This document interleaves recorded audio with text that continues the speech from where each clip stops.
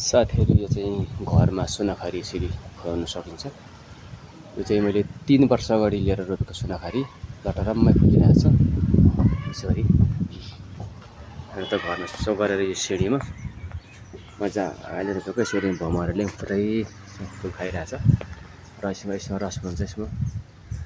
अनि टक्कै यसो गरेर दामी यसरी पलाएर चाहिँ त्यही चाहिँ यसो गरेर टक्कै यसो गरेर चाहिँ यो घरको यसरी यो टेन्टको युमा वालमा यसो गरेर टक्कै यसो गरेर बनाएको छ। घर मजाले चाहिँ उम्रेको छ।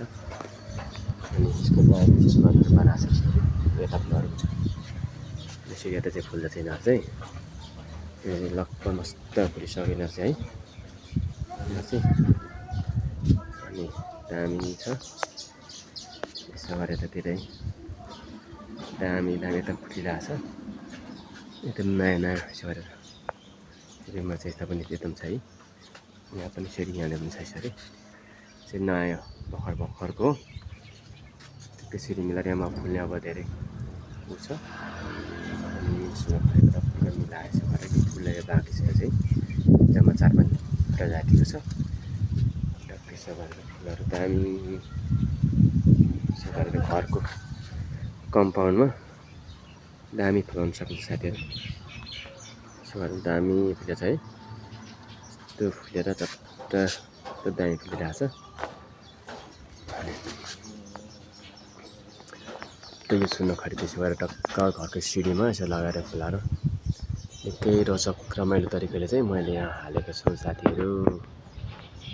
अझै मेरो घरको सुनाखरी चाहिँ एकदम राम्रो र रोचक छ।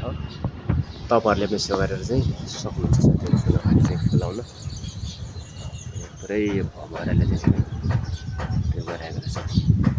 हेर्नु कस्तो राम्रो है, यस्तो कलरको छ अर्को पछि फुल्दैन फेरि मिलाएर दामी भइरहेको थियो है चट्ट साथीहरु। सुनाखरीलाई यसो गरेर घरमा मन सकिन्छ चाहिँ अग्लो भएको भने यस्तो मच्चिको घरको टुप्पीको भएको भने तर खेतमा पनि यसो गरेर रुखले यसो गरेर कटाएर यसो गरेर ल्याउन सकिन्छ साथीहरु। दामी